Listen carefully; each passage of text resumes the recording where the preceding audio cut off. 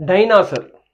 இந்த மாதிரி ஒரு டைனாசர் அப்படின்னா ஃபர்ஸ்ட் நம்மளுக்கு ஞாபகம் வர விஷயம் வந்து ஜுராசிக் பார்க், இல்ல ஜுராசிக் பார்க் 1, 2, 3. ஸோ அந்த படத்தை பத்தி தான் நம்மளுக்கு ஃபர்ஸ்ட் ஞாபகம் வரும், அதுல வர டைனாசர்ஸ் எப்படி இருக்கும் அப்படின்னு சொல்லிட்டு. பட் நம்ம அதை பத்தி இப்ப பேச போறது இல்ல. அந்த மாதிரி டைனாசர் வாழ்ந்த காலத்துல நம்ம மனிதர்கள் எழுந்திருக்கிறதுக்கான சான்சஸே கிடையாது. ஐஸ் ஏஜ், அதுக்கு முன்னாடி வந்து ஹாட் ஏஜ், இதுக்கு முன்னாடி பயங்கரமா நிறைய கிளைமேட்டிக் சேஞ்சஸ்க்கு முன்னாடி இருந்த ஒரு உயிரினம் தான் டைனாசர். பட் அதுக்கான தரவுகள் மட்டும்தான் இப்போ வந்து அங்கங்கே கிடைக்குதே தவிர அதுக்கான அதாவது அது வாழுமா இந்த காலத்துல அப்படின்னு பாத்தீங்கன்னா அதுக்கான சான்சஸே இல்லை. ஸோ அந்த மாதிரி வந்து ஒரு பயங்கரமான தரவு இப்ப கிடைச்சிருக்கு. நம்ம வந்து கனவுல கூட நினைச்சிருக்க மாட்டோம். என்னன்னா ஒரு 50 வருஷம் 100 வருஷம் அதிகபட்சமா போனா நம்ம வந்து பிசி ஏடி இப்படிதான் போவோம். ஆனா நாம இப்ப பார்க்க போற இந்த தரவுகள் வந்து கிட்டத்தட்ட வந்து 233 மில்லியன் வருஷத்துக்கு முன்னாடி இருந்த ஒரு உயிரினத்தோட தரவு வந்து இப்போ கிடைச்சிருக்கு. அந்த ஃபாசில் ஃபியூவல் அப்படின்னு சொல்லுவாங்க, ஃபாசில் ட்ரேசஸ். அந்த ஃபாசில் ட்ரேசஸ் வந்து இப்போ கிடைச்சிருக்கு அப்படின்னு சொல்லி இந்த இதை விட முக்கியமான விஷயம்னா இந்த உலகத்திலேயே மிகவும் பழமையாக கண்டுபிடிக்கப்பட்ட ஒரு டைனாசரோட எலும்புக்கூடு இதுதான் அப்படின்றாங்க. கேட்கறதுக்கே ரொம்ப பிரமிப்பா இருக்கு அப்படின்னு சொல்லி இன்னும் டீப்பரா வந்து இதை பார்க்கும்போது தான் வந்து நிறைய விஷயங்கள் தெரிய வந்தது. So get in to that with கண்டதை பேசு with Vijay Karthik.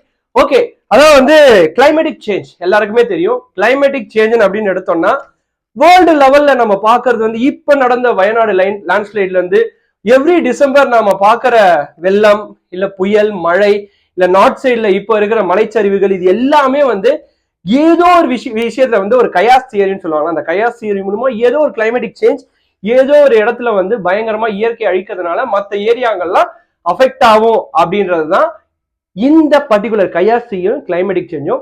So climatic change ஹேப்பனிங்கா அப்படின்னா கண்டிப்பா உலகம் ஃபுல்லா நடந்துட்டு இருக்கு. அதுக்கு ஒரு பெஸ்ட் எக்ஸாம்பிள் வந்து இப்ப நான் பேசும்போது எனக்கு ஊத்துற வேர்வையும் சரி, அதே சமயம் வந்து கடந்த ஒரு 20 நாளா நம்ம எல்லாரும் ஃபேஸ் பண்ற வெயில், அதோட ஹியூமிடிட்டியும் சரி, இது எல்லாமே கிளைமேட்டிக் சேஞ்ச் அப்படின்றதுதான்.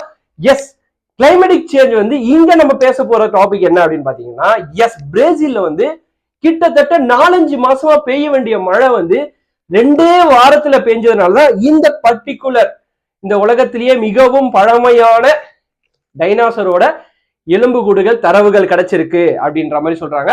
எஸ், பிரேசில்ல வந்து ரியோ கிராண்டி சோல் அந்த சதர்ன் ஸ்டேட்ல வந்து மழை பெஞ்சிட்டு இருக்கு. கிட்டத்தட்ட வந்து ஒரு 2 வாரமா பயங்கரமான அடர்ந்த மழை பெய்ட்டு இருக்கான். பிரேசில்னாலே வந்து நம்ம எல்லாருக்குமே தெரியும், காடுகள், அமேசான், இந்த மாதிரி காடுகள்லாம் பயங்கரமா இருக்க ஊரு.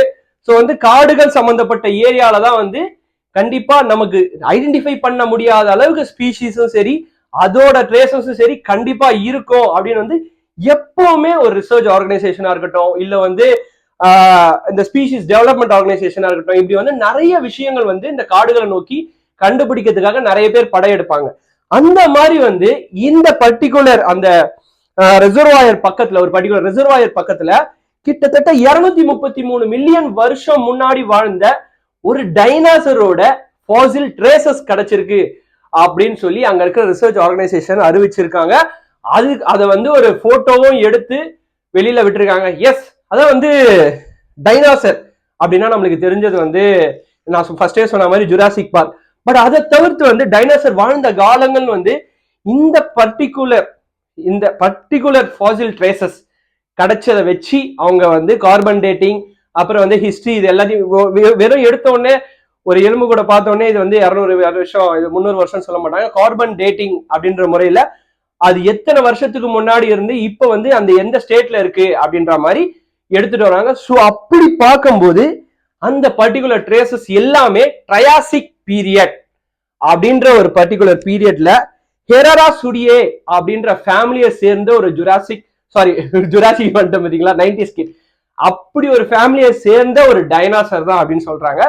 ட்ரையாசிக் பீரியட் கேட்கறதுக்கு கொஞ்சம் வினோதமா இருக்கு. நானும் வந்து ஃபர்ஸ்ட் எனக்கு வந்து ஜுராசிக் தான் எனக்கு தெரியும், டெராசிக் எனக்கு தெரியாது அப்படின்னு வந்து சும்மா காமெடியா வந்து நான் நினைச்சிட்டு இருக்கும் போது ஆமா ஜுராசிக்கும் டெராசிக்கும் சம்பந்தம் இருக்கு அப்படின்ற மாதிரி சொல்லினாங்க.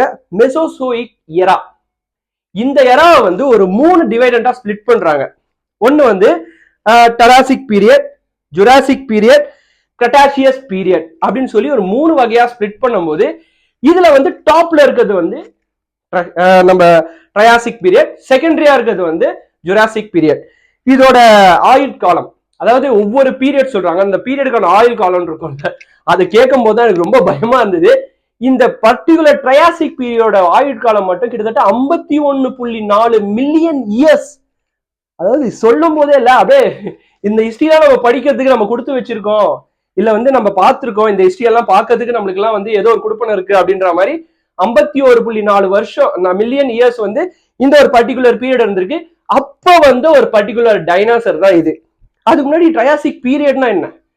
ட்ரையாசிக் பீரியட்னாலே வந்து ஏஜ் ஆஃப் ரெப்டைல்ஸ், பர்டிகுலரா டைனாசர்னு சொல்லக்கூடிய ஒரு மிகப்பெரிய விலங்குகள் வந்து பரிணாம வளர்ச்சி அடைஞ்சி கொஞ்சம் கொஞ்சமா வளர்ச்சி அடைஞ்சி அதோட முழு உருவத்தை அடையறதுக்கு யூஸ் ஆன ஒரு மிகப்பெரிய பீரியட் தான் ட்ரையாசிக் பீரியட். அதுக்கப்புறம் வந்து ஜுராசிக் பீரியட், கிரெட்டாசியஸ் பீரியட், இந்த பீரியட்ல எல்லாம் அதுக்கப்புறம் வந்து சம் கிராஸ், அதுக்கப்புறம் வந்து சில இனத்தோட சேர்ந்து டைனாசர்கள் பெரிதாகிறது, அதுங்களோட தோற்றம் மாறுது, பற்கள் மாறுது, கால்கள் மாறுது, அதுங்களோட வீரியம் மாறுது. இந்த மாதிரி விஷயம்லாம் வந்து இந்த ஜுராசிக் பீரியட்லயும் கிரெட்டாசியஸ் பீரியட்ல நடந்திருக்கு. சோ இவங்க சொல்ற ஒரு விஷயம் என்ன அப்படின்னு பாத்தீங்கன்னா, இந்த ட்ரையாசிக் பீரியட்ல வந்த இந்த ஹெராசுடைய ஃபேமிலியை சேர்ந்த இந்த டைனாசர் வந்து கிட்டத்தட்ட வந்து 1.1 மீட்டர், அதாவது அப்ராக்சிமேட்டா 1 மீட்டர் ஹைட்டு, 6 மீட்டர் லென்த் இருக்குமா. இது வந்து ஒரு முட்டையிடும் விலங்கினம் அப்படின்றாங்க. இதுல விட ஒரு முக்கியமான விஷயம் தான், நாம கேள்விப்பட்ட வரைக்கும் வந்து மோஸ்டா டைனாசர்ஸ் வந்து ஹெர்பிவோரஸா தான் இருக்கும்.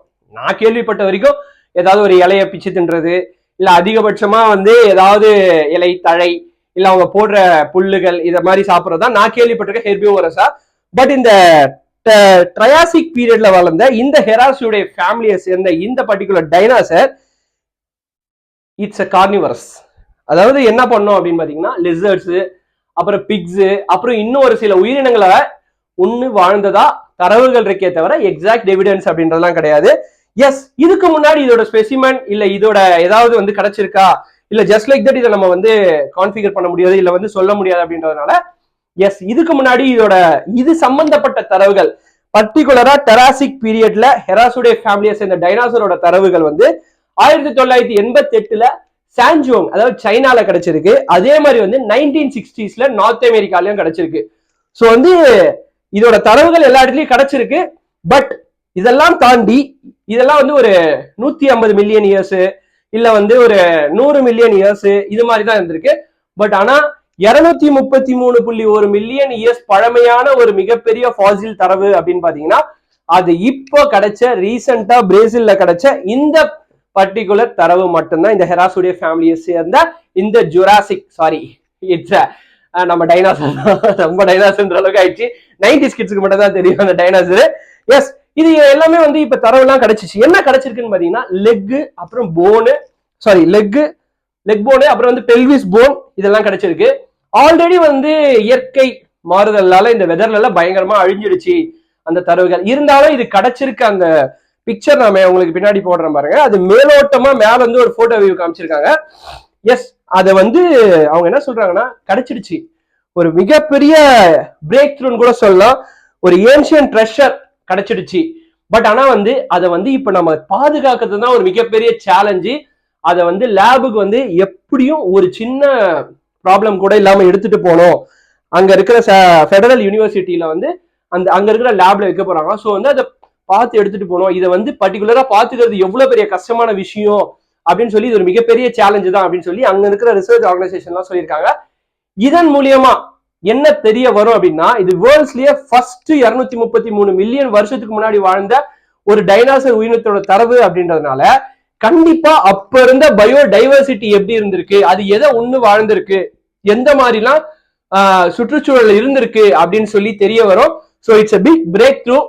சூன் இதை பத்தி ரிசர்ச் பண்ண நிறைய விஷயம் வெளியில வரும். ஸோ டேட்டா வந்து அப்டேட் பண்ணுவோம் அப்படின்னு சொல்லிட்டு அங்க இருக்கிற ரிசர்ச் ஆர்கனைசேஷன்லாம் சொல்றாங்க. ஸோ நானும் அதே ஒரு எப்படி சொல்றது எக்ஸ்பெக்டேஷன், ஒரு ஹை எக்ஸ்பெக்டேஷன், ஒரு பயங்கரமான எந்தோட வெயிட் பண்ணலாம். ஏன்னா டைனாசரை பத்தி ஒரு விஷயம் தெரிஞ்சுக்கிறன்றது ஈஸியான விஷயம் கிடையாது. நம்ம நிறைய படத்துல தான் பார்த்துக்கோம். பட் இது மாதிரி 233 மில்லியன் இயர்ஸ் முன்னாடி கிடைச்ச ஒரு தரவு வந்து இப்போ வந்து ஆராய்ச்சிக்கு வருது அப்படின்னும் போது உண்மையாலுமே அதுல என்னென்னலாம் அந்த காலத்துல எப்படி இருந்திருக்கு அப்படின்னு சொல்லி நம்மளுக்கு நிறைய தெரிய வரும். So keep updated and I will also update. This Vijay Karthik signing off tata bye bye. See you. தண்ணியை கம்மியா யூஸ் பண்ணுங்க, பிளாஸ்டிக் யூஸ் பண்ணாதீங்க. பாபாய்.